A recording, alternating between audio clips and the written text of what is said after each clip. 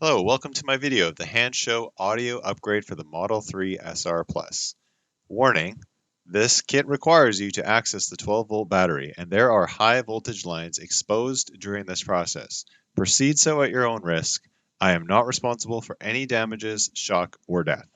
This video is provided as a guide to help other DIYers that want to add a bit more depth to their SR Plus stereo sound system.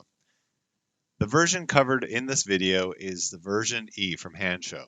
This includes a 31-channel DSP, an amplifier, two rear shelf speakers, and a large wiring harness. My 2019 3 has the factory speakers in the rear, and I left those as is. The effort required to access the rear shelf was not worth it for me at this time. I did run the wires to the trunk for future use though. Let's start with what I received in the box. Hello everyone, thank you for watching my video on the Hansshow Tesla Model 3 audio upgrade. I believe I got the premium upgrade. The reason why I say I believe is because after I ordered it, I got a message from them saying that there's a new system that's better and it had a new sub, and I'm looking at this box, which is a little bit small here. I don't know how a sub would fit in here. So I'm going to try and walk you through the journey of getting this device, and probably took, I think it only took about 2 days to ship, which is pretty amazing. I'm in the Pacific Northwest, and the item arrived into Los Angeles within a day from Hong Kong, and then up into the Vancouver area pretty much the next day. So shipping was pretty great, but it took a little while for them to actually ship it. So let's open this up. Got some packaged foam in here with some tape. And here we are. So we've got a little guarantee here. 3 months upon the date of purchase. If there's a function problem, we should offer the same item subject to goods and packing maintained perfect. Okay? So we've got another year warranty here. We'll guarantee to keep the goods in repair, not including the fittings. Guarantee service is subject to normal using. Alright, well, hopefully this is normal using. So I got a wiring harness here. A USB cable that's like a display. Right, this is almost like a printer cable, or like a hard drive, 1 terabyte hard drive type of plug. And then we've got another wiring harness here. This looks like it goes into some sort of signal. And then over here, what do we got? Oh, some stickers or magnets. And then they did ship me the version that has, what is this? Some sticky stuff in here. Hang on to that. This has some other speakers. I don't know if these are the rear speakers. And I've got another one in here as well. We'll have to take a look and see what these are going to be for. And this is the heavy part here. So this is the sub itself, which apparently has the amplifier built into it. This thing it's pretty heavy. I'm just going to set it down. A piece of foam that came with it. Take another look at that. And look in here. And this looks like the amp. So this one has 2 amps in this kit. And there are no instructions that came with it.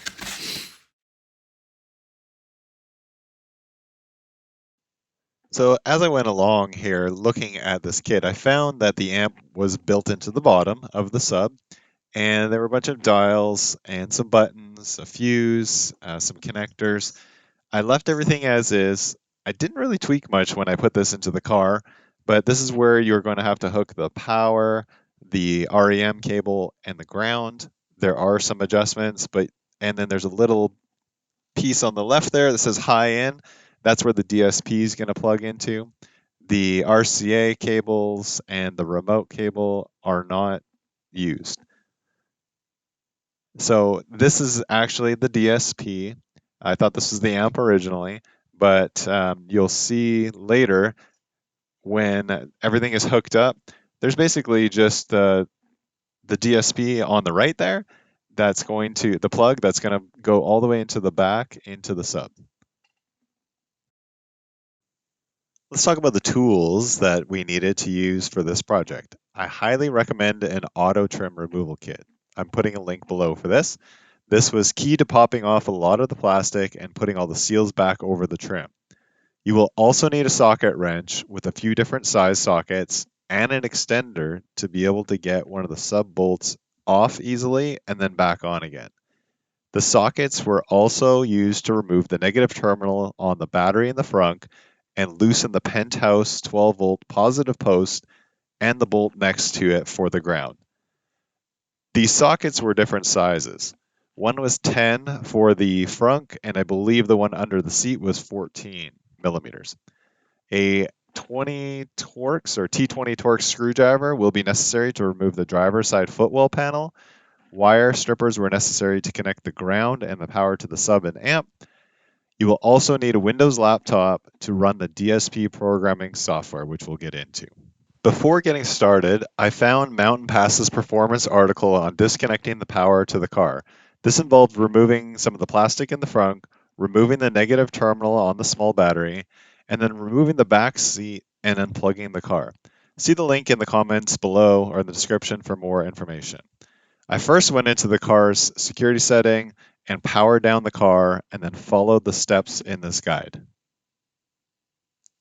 Before fully installing, I laid out the wiring to ensure I had all the clips in the right position and easily accessible. I would highly recommend using something like Google Translate on your phone to hover over these clips that go in either the passenger or the driver's side harnesses so you can be sure which harnesses to use. Take a look at this picture here where I translated it already for you. You're going to have to look at the cables maybe to help you choose which one goes where. So the next few steps I didn't document, but I'll walk you through them. There are also other videos online that can help with this. It's essentially just taking off all the panels to access the system. So it was just a matter of finding the plastic clips on the passenger side footwell to remove the cover, the right floor trim, and the left console panel. These all came out fairly easily with the use of that auto trim kit. From there, I removed the driver's side right console panel to pass the driver clips through. I then removed the driver footwell panel using the T20 screwdriver and proceeded to remove the door trim to expose the clips. On the driver's side, there's a small clip you need to unplug right above the dead pedal to the left. It's in the middle of 3 other plugs, and it's a black and purple cable. Once that is out, plug in the small signal plug from the Hansshow kit and plug the rest of the harness into the blue clip on the driver's door side on the left panel there. That will reactivate all the speakers. Back on the passenger side, you will look up into the footwell and you will see the factory amp with a plug and a lot of wires going into it. Unclip the factory harness and plug in the Hansshow one. Make sure you hear it click in. You can then plug the factory harness back into the adapter and start feeding the cables along the passenger door to the back seat. If you follow the Mountain Pass instructions, you already have the seat off in the back. Unlatch the rear passenger seat so it folds down and remove the plastic trim that's on the side to be able to access the rear speaker harness and also gain access to the trunk. In the trunk, there are a few clips to remove that are on the top so that you can pull the carpet off to the side. So once you remove the clips, you can actually pull off the trim that's on the top of the trunk and the trim on the bottom where the trunk latches in. You'll then be able to move that carpet over to the left and you'll be able to see the plastic piece where the sub is supposed to go in. Use the socket wrench and with the extender to be able to unbolt that very easily and then put that to the side. Back at the passenger rear door, you can unclip the speaker harness and you can plug in the Hansshow clip and then plug the factory clip back in. You can run the rest of the wires through the back carpet panel so that they go into the trunk. There was a piece of foam in mine that I just had to push to the side to be able to route all the wires. Back in the trunk, I laid out the sub with the amp and used the wire strippers to be able to take the ends off the cables for the REM, power, and negative wires. I used a screwdriver to loosen the posts of the inputs and put each wire in and clamp it back down with the screwdriver. Now going back to the rear passenger side, I plugged the DSP into the harness and I left it sitting on the back floor for right now. I used my socket wrench, which was the 14 millimeter one, to loosen the power post, the main big red one, and I put the Hansshow 12 volt cable on. It was the one with the blue and yellow wire. I put the nut back on and tightened that up, and then I loosened the nut that's right next to the 12 volt that looks like a ground, and I applied that with I put the negative terminal on there. Now everything should be hooked up and ready to go. Once again, make sure all your clips have actually clicked in. Put the main plug back in that was next to the 12 volt power so that the car powers back on again. And then at the front, hook up the negative terminal and your car will boot back up again in about a minute or so. You should now have some sound coming out of all of your speakers, but you'll probably notice that it doesn't sound as good as it did before you installed the kit. I found that the DSP programming starts solving some of these problems. Please note, as of the making of this video, I still haven't fully solved the sound issue, and hopefully with more people doing this, a solution will be found. You'll also notice that the sound is reversed. If you go into the music options in your car, go into the settings, you can move the fader and the balance around, and you'll notice that when you move it to the left, it's actually the right, and when you move it to the right, it's actually the left, and same with the front and back. So everything's reversed. So there was a link that I found that has the DSP programming, and I will go through what I set up on here because I sat there for probably an hour looking at it and I couldn't figure it out. And then after a bit of time, I think I understand what was going on and made some adjustments to my setup. Okay, so you can see I've plugged the square end of the USB cable into the DSP. I've got the regular USB cable here, and we're going to plug in and see what happens.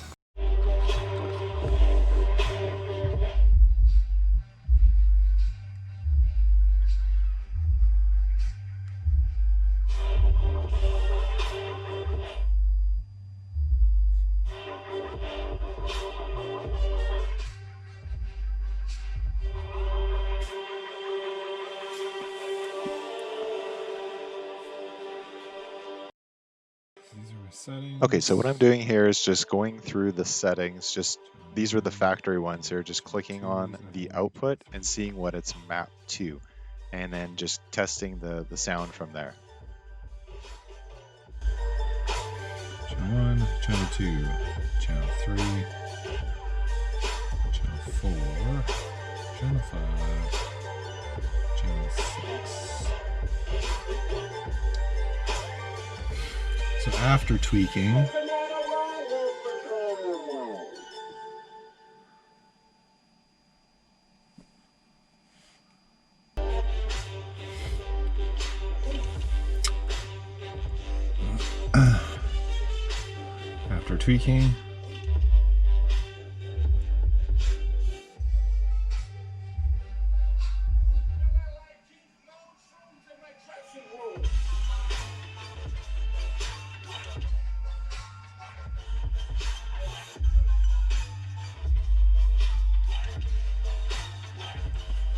and the settings are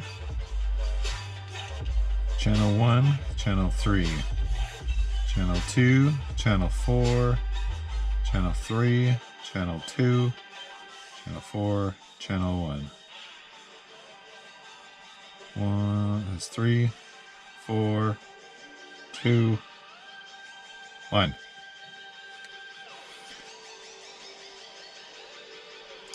so far has the better sound profile, but it sounds better when it's over here.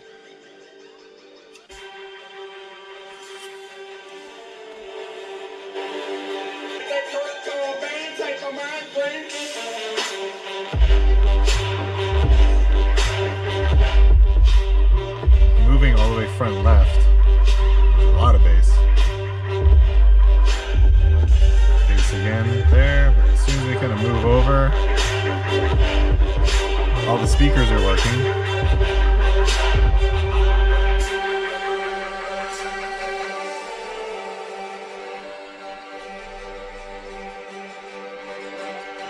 Just need to figure out how to balance the sub when it's kind of in the middle-ish here.